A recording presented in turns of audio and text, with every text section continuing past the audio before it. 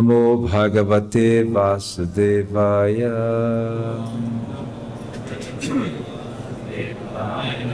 Om Namo Bhagavate Vasudevaya. Om Namo Bhagavate Vasudevaya.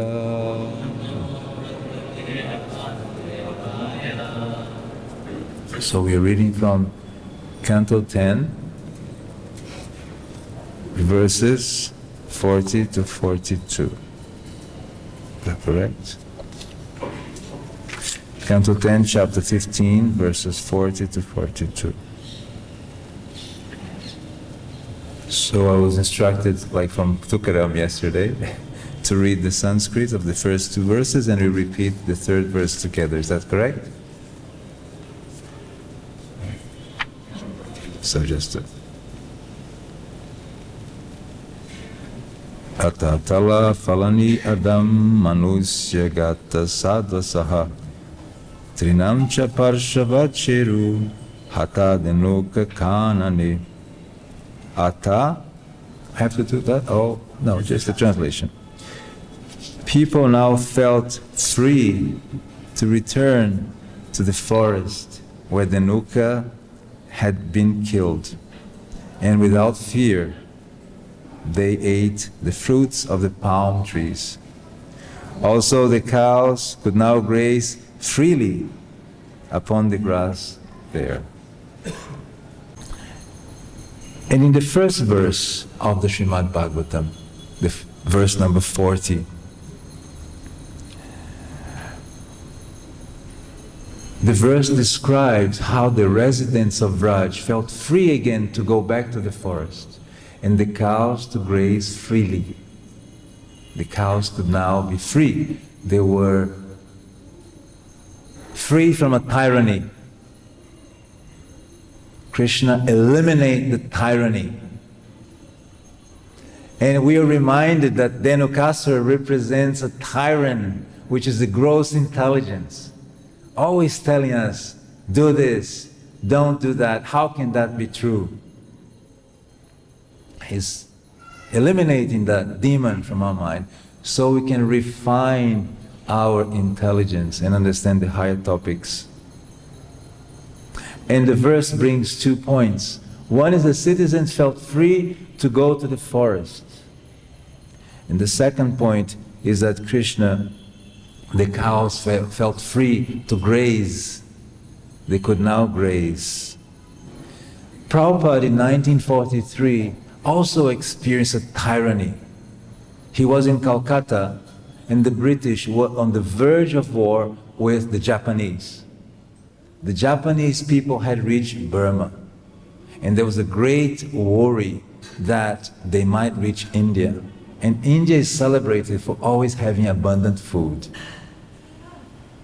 Through the villages, the Indian people always had abundant food. So what the British people did is they decided to sink all the ships which had rice in it and fabricate what Prabhupada called a famine. People were actually hungry because the British people decided to get rid of the rice so that the Japanese people would not get the rice. And for them it was okay if the Indian people starved.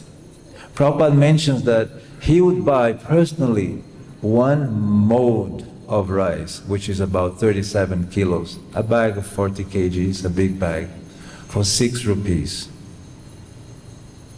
When he heard about the war, he wanted to stock some food and the merchant refused to give him the rice. He says, no, I cannot sell you. The next 2 hours he went back and the price was 50 rupees. You can imagine, if the rice now, in today's price, 1 bag of 40 kilos of rice for a cheap rice of 30 rupees would cost you 1,200 rupees. And tomorrow it's 10,000 rupees. So you can imagine if you had to feed a whole temple, the impact that would have. And for those who had money, they could still secure something. But for the common people, the tyranny was just giving them dying on the roads. It was a common sight to see people on the trees cooking whatever they could find to survive. And Prabhupada said it was very difficult to do that. So Prabhupada had a vision what the tyranny does to you. Prabhupada had a vision what dependence does to you. And he was extremely concerned about that. Because as a young man, he was with Gandhi and he was thinking that if we freed India from the tyranny of the British people, we'll be able to practice and expose our bhakti yoga to the world. So he carried that. But he was defeated. We hear this. But that great personality, Srila Bhaktisiddhanta Saraswati Thakur. And in that moment, he says, I was very happy to be defeated. He felt happy to be defeated by a great personality. And what was the defeat? Actually, on the 21st, just a week and a half ago, they inaugurated this very place, Uddaganda Junction number 1. This place was the place where the movement started, where Srila Prabhupada received a message from Srila Bhaktisiddhanta Saraswati Thakur to go to the West and preach the message of the Srimad Bhagavatam. So the devotees arranged this place beautifully. The place has such a deep feeling of the presence of Srila Bhaktisiddhanta Saraswati Thakur, and most important, in connection to Srila Prabhupada. That connection where the whole movement started, that moment of instruction from the Guru was right there. And I was fortunate to be there. It was a beautiful event, and it's very noble, like Bengal have a noble spirit. The building is very noble, and there's a museum. You should all, if you have a chance, visit that place. So that shows that when Prabhupada proposed for his devotees cow protection, he was not referring to some political movement. He was referring to something existential for our bhakti process, bhakti movement. Prabhupada was telling us that the farms are the places where we can be self-sufficient, not depend on outside help when a tyrant comes, when a tyranny comes, when we are subdued by external force. We can go on preaching the call of bhakti without stopping. So Srila Prabhupada writes a letter very early to Rupanuga, and he says, I'll read it to you because I think it's a very important letter. He says, our farm projects are an extremely important part of our movement. We must, see, he doesn't say we should, we could. He says we must become self-sufficient by, now he explains, growing our own grains and producing our own milk. Then there will be no question of poverty. Prabhupada had experienced poverty coming from tyranny. We see now there's a conflict between Russia and Ukraine. And the first thing which is threatened is food. Because how does food go around in the middle of a war? So you can be locked in a place and you have no access to food. And most importantly, the cruel mentality of a tyrant, he destroys the food sources so people will not have access to it, nor the armies. That's how they win the war. Doesn't matter if you die of hunger or not. Prabhupada then he's conclusive. So, develop this farm community as far as possible. They should be developed as an ideal society depending on natural products, not industry. Industry has simply created godlessness because they think they can manufacture everything that they need. See, in one letter, Prabhupada is actually, he's revealing to us what the world is unpacking as the regenerative movement, the ecological movement, all these new movements of agroforestry, replenishing the planet. Srila Prabhupada was putting it right here in the 60s when nobody is speaking about this except for some back to the land movement remotely from some alternative communities. The world was worried about the American dream of life, having 2 cars, 3 jobs, many sons, and gadgets. That was the American dream. And that was the dream that attracted India. All the Indian people says, "Are, that's Swarga in here. Let's go, let's get our green card." There's a great rush. And the Indian government facilitated that by sending master people, degree people to America. Because they knew that every Indian returns home. And when he comes back, he brings all the knowledge home. So all the computer ITs that you have today was thought out. We send our bachelors and we bring the PhDs with all the knowledge. But Prabhupada is referring to something deeper. He's saying that we must become self-sufficient because then we can continue independent of outside help. And that's the next phase of the movement. Many devotees think, "Oh, I think we were unsuccessful. We haven't been very far." But think about it. How long does it take to establish the highest philosophy of the universe? Pure devotional service to Goloka Vrindavan. Srila Prabhupada did that. And his followers in these last years are trying to expand that. Srimad Bhagavatam, preaching to the scientific academia, building temples, and farm development. This was Prabhupada's very cherished dream. And now it's the time. Because we can see pandemics, wars, we get a glimpse, we get a warning of what's coming. We believe that this system will go on forever. I can pull my credit card, swipe it, and I have everything I want. Prabhupada wasn't so sure. By his writings, we can understand that Prabhupada was not so sure that this system will go on like this forever. He expressed this in many places. In many places. And you may ask me, "So, Prabhu, you have traveled all the farms of ISKCON.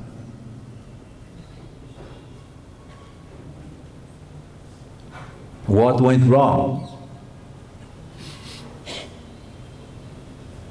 I received this question many times. And the second question is, where is the most successful farm of ISKCON? Those are the 2 questions I always get. To the first question, I would say that we were not yet ready to understand abundance. Actually, the world is still not ready to understand what abundance is. Because when we look at the world, we don't look what's under the soil. That's where abundance lives. Abundance is happening under the soil. We don't understand soil. Because we don't understand the communities which live under the earth. We only look what's above the earth. We cannot understand what's happening down there. And let me tell you, down there's a beautiful communities, or many communities, cooperating deeply. When the root system of different trees, they merge, one tree is signaling to the other, this tree needs one nutrient. Let's facilitate that. And the whole microbiological words gets coded to make that whole system ready, available. That's how the forest develops. And that's why Krishna is so attached to the forest of Raj. Because in the forest, there is a intelligentsia in the forest which was given by the natural law of Krishna. And if you study biology, you understand. So by understanding that, now you know that that's not anthropocentric. That world is a world of diversity. And Krishna knows that. That world is a world which is helping us to nurture, to develop on the planet.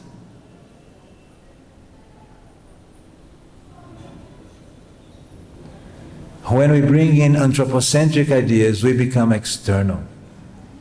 And everything external needs mechanical means to adjust. Therefore, agriculture is a war. Machines, fertilizer, pesticides kill. I am the center. I look at the river. What can I get from the river?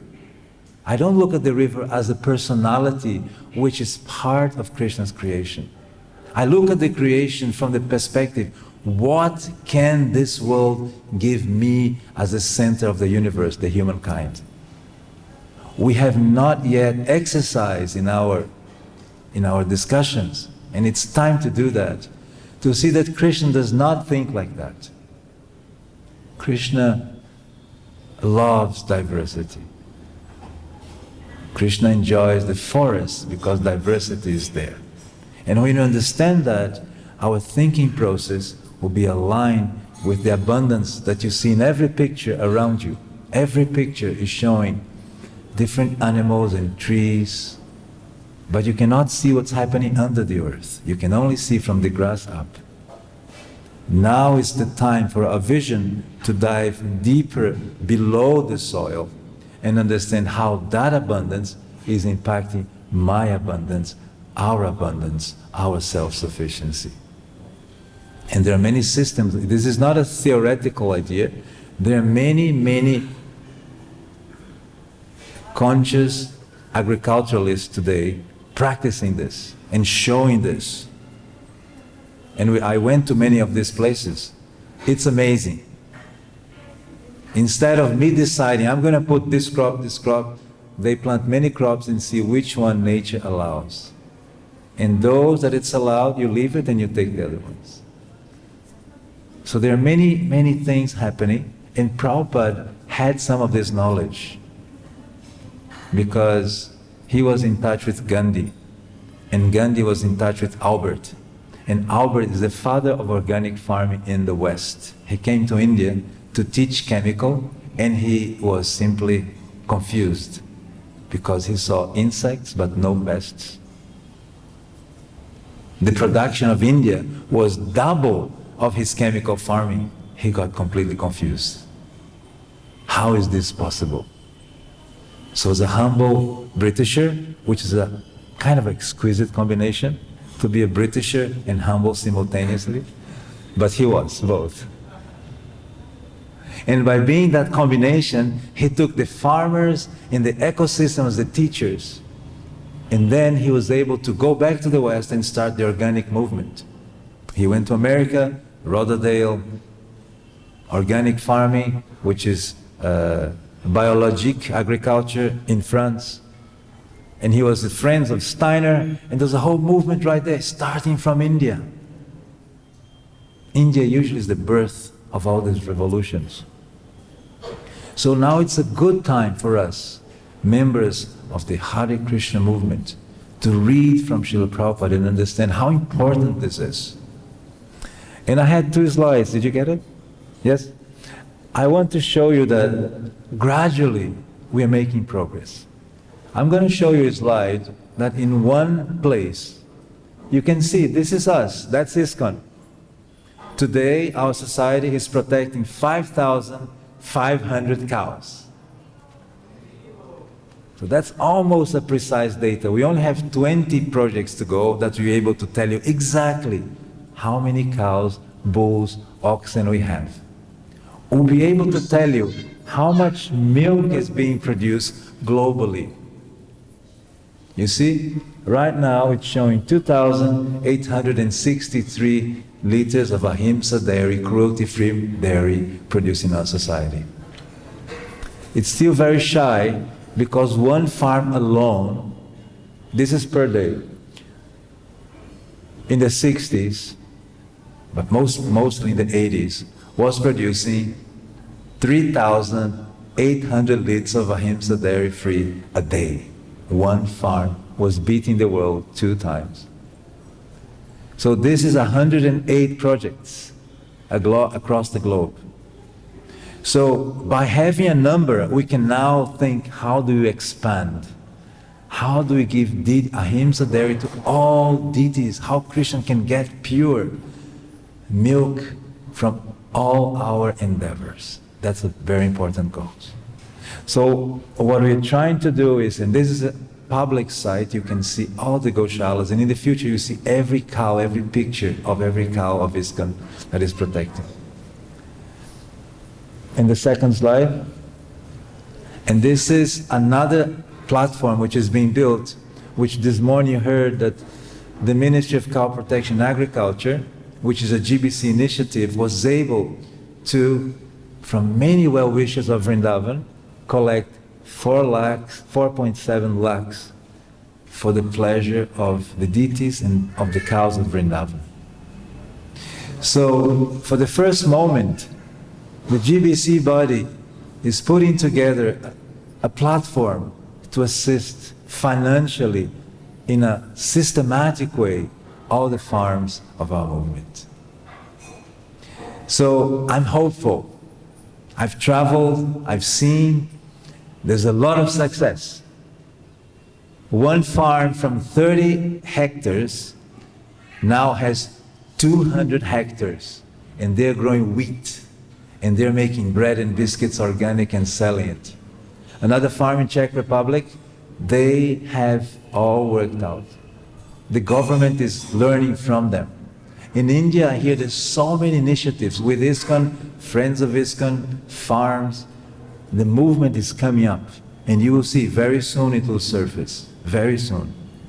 And it's a good time for us to get a grip on it, because in these farms, we can replicate Raj. Devotees can have time to stay the whole day doing 24 kirtan and not have to travel to the West to make a little money to continue the 24/7 kirtan party. You'll be able to have your grains and your food and your families all accommodated in that place and do your bhajan throughout. And just to finalize, I'd like to say that Govardhan Eco Village is one of our champions. And both His Holiness Radhanath Swami and Gauranga Prabhu, who is arriving today, they have told me personally, if only they had known the impact that this aspect has on people and on the preaching, they would have done it 2 decades ago. I met a lady on a plane in Mumbai, and she was looking at me, and I never had met her. And she looked at me, and finally I said, Hare Krishna. There was a row of 5 people, and I said, Hare Krishna. And I said, oh, Hare Krishna. And then they said, you live in India? I said, yes. And then I said, were you in India? Yes, we were. We were in Govardhan Eco Village. We were bored at home in America, so we thought, let's make a retreat and go to Govardhan Eco Village. And they did.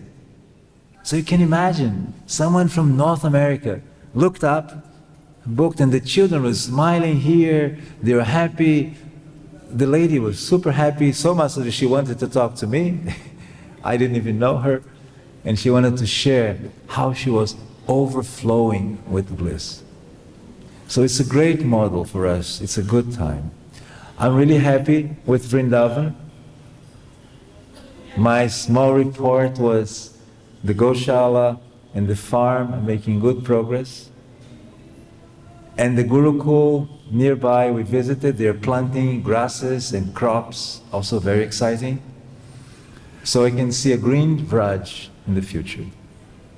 Vishnunam Prabhu, who is sitting here, he's one of our members of the Indian Ministry of Cow Protection and Agriculture. We have been working together, and I'm very happy he's here in Vrindavan Dham, so we can together push this forward. Thank you very much. I hope what I said was to some degree helpful. I'm but a young practitioner of bhakti. You are all much senior to me, so forgive me if I did say something inappropriate. And if you do have any comment or question for a moment, we could, I think, still do that. Hare Krishna. Well, thank you.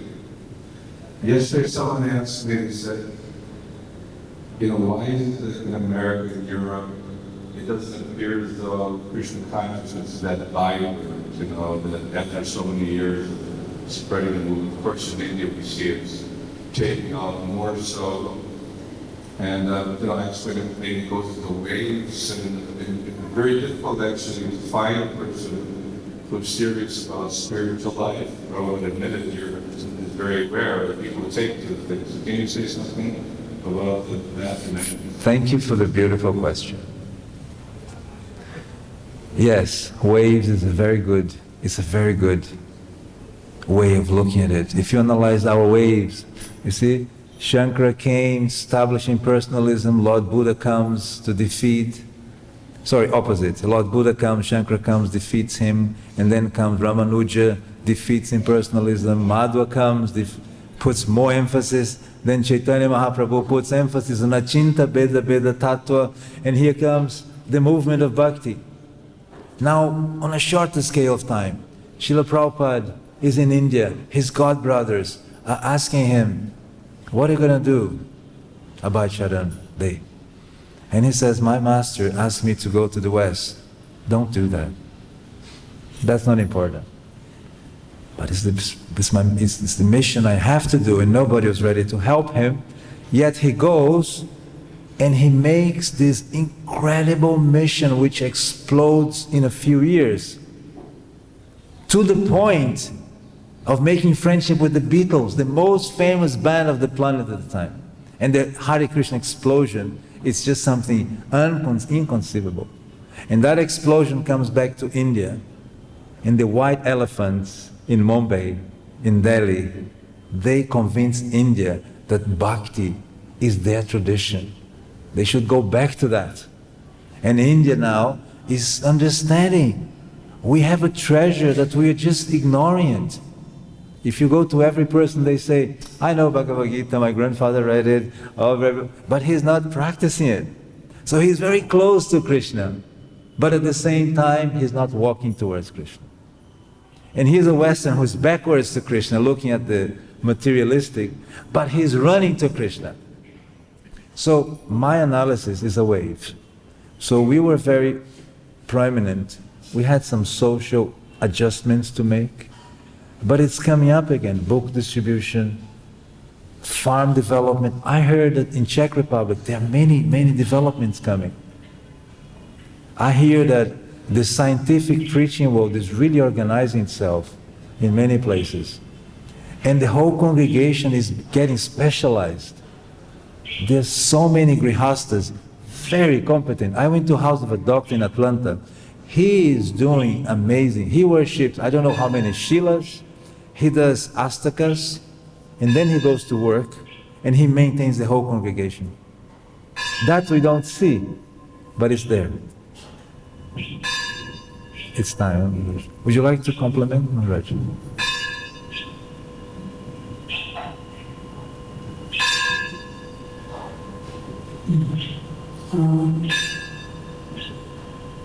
Can you enlighten us about the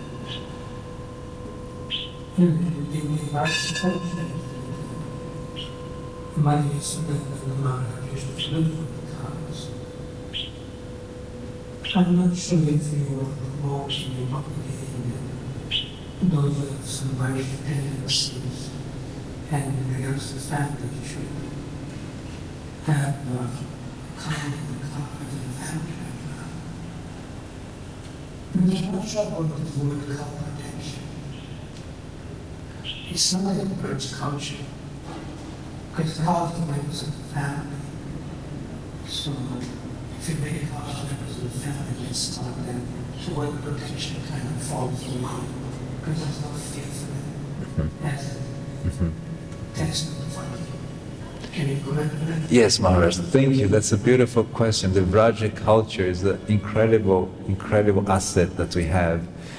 And if you think of cow protection, or if you think of cows as a house, the foundation would be cow protection. That's what Krishna is doing here. There's a demon and he's protecting them. The walls of the house is cow care. That's what the Vrajavasi experience. They care for a cow as a family member, sometimes in the kitchen of their house. Sometimes there's a room built for the cow and they sleep with them. And the roof is accepting the gifts of Mother Cow to sustain the house. So for us, Bhakti Yogis, today when you say Hare Krishna, everybody thinks of a Harinam party, happy people, giving books or sweets or something. But what if, very soon, they say they're so nice people, they chant, they dance, they distribute books and sweets and prasadam, and they keep cows as family members. I think that's the next collective image we need to imprint, and that's deeply rooted in the Vraja culture. That the whole village is a unit who gels together to solve their existential problems. And milk is not a commodity. Milk is a nectar which is shared among themselves. And all the wealth emanates from that nectar. And the elderly and the young children, they go out and they nurture the retired cows, the bulls, by grazing them, like Krishna is doing in the Vraja culture. So there's a great scope. As soon as we understand this and we interact with the Vraj Mandal Parikram, we might be able to localize places where mud houses, we get away from the industrial paradigm a little bit. And we get closer to Srimati Tulsi Devi, to the mode of goodness, to the habit of getting away from electronic waves. That's one of our deepest enemies.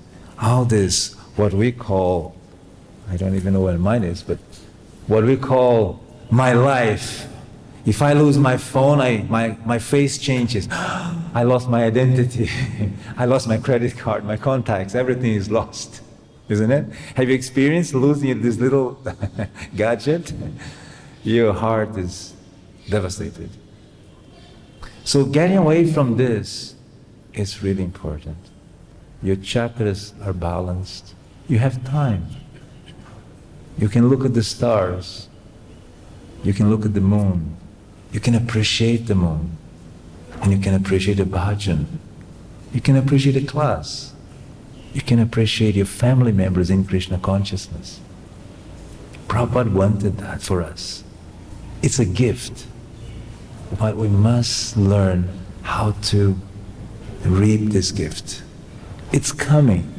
There are many, many devotees working very hard. It's still impregnated in our mind that farms are unsuccessful. But as soon as the kirtan boys get this, they're going to make so many kirtans in the farm that everybody's going to go there to these places. And I have a proposal. I already spoke to Madhav about this and he likes it. We should get kirtan parties going to different farms, different goshalas, and making kirtans to promote the Vraja culture. I think it will be a big success. On this note, I'd like to end here.